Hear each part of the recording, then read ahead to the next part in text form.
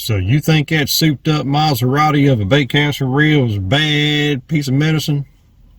I don't know about that. You ready to run the guns? Time for blast off. Let's go.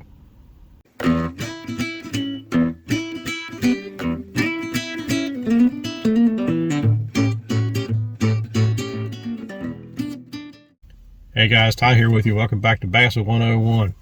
Truck talk of the day. High-speed reels. I mean, there's some ones that fly nowadays. High-speed reels.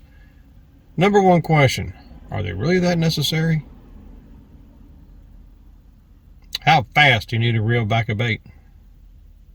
How fast do you really need to cover water?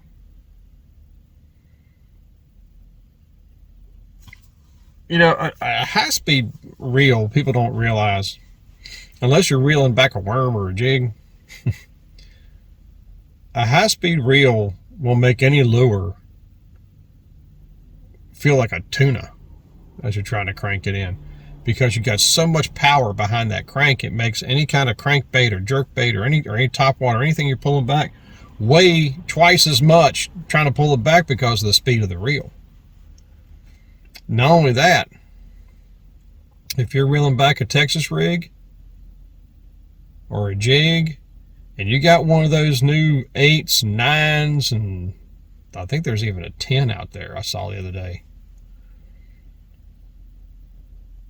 Do you realize the faster you're reeling that thing back, that now that hook is no longer acting as a keel? It's now spinning around and around and around as you're burning that thing back in, and now you're creating line twist. Now, some of you guys are going to say, well, I got braid, I ain't worried about line twist. Well, let me tell you something. I've seen line twist on braid to the point to where it looks like rope. And I did a video on how to take that out of braid successfully. But man, really a high-speed reel. I've got some 7-to-1s.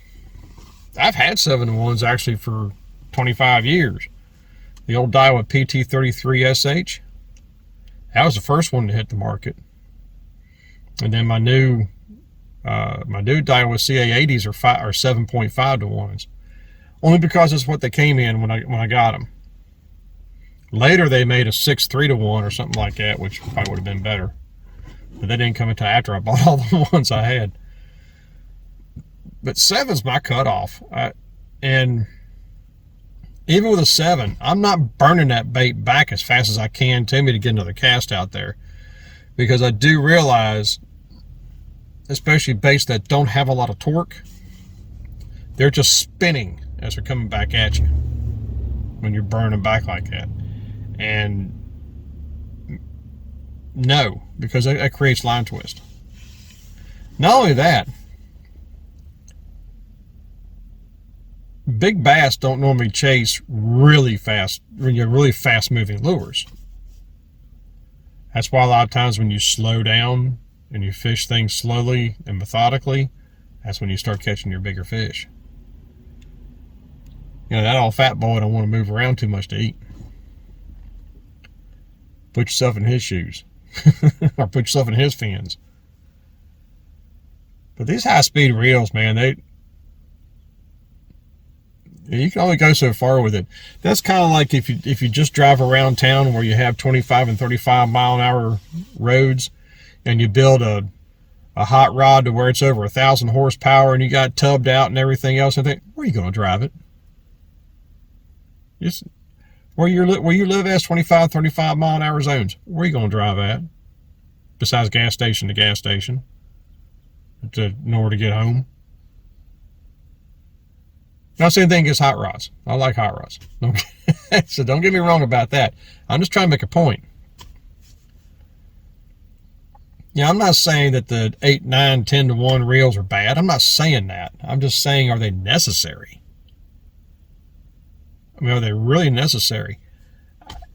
You know, the reels I use are anywhere from 3.8-to-1 to 7.5-to-1. And really, it's just a technique that I use to verify which one I want to use. Mostly if I'm throwing big crankbaits, I'm throwing a 3.8-to-1. Or at least that's what I've chosen anyway. But these high-speed reels to me are just not necessary, because it creates more issues. And not only that, not only is the price higher because of the gear ratio, but here's something to think of. And this just popped in my head because I had a 3.8 to 1 apart last night, doing some ball bearing mods to it. And I just happened to look at the teeth on the gears. And I was like, man, those are some monster teeth on these gears.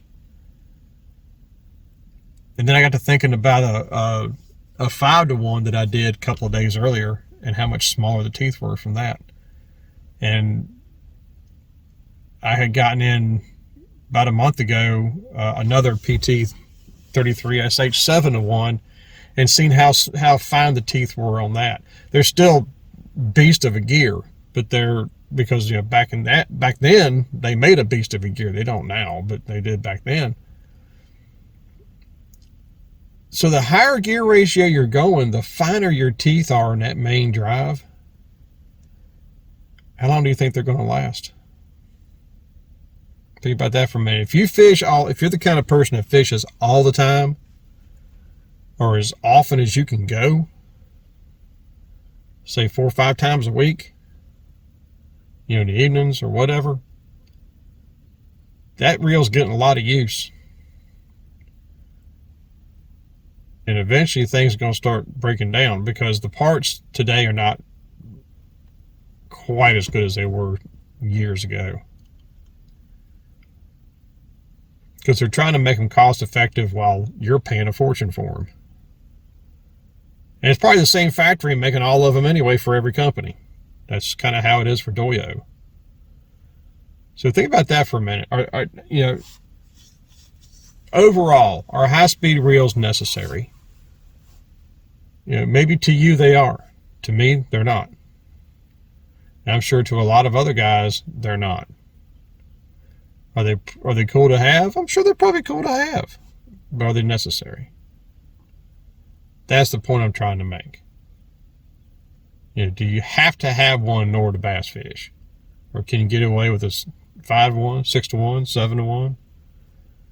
That's how I look at it. I don't know. That's just me. What does it matter? I'm a goober anyway. So anyway, that's all I got. Tell me what you think, guys. Are they really necessary? I don't know. That's just the way I feel about it.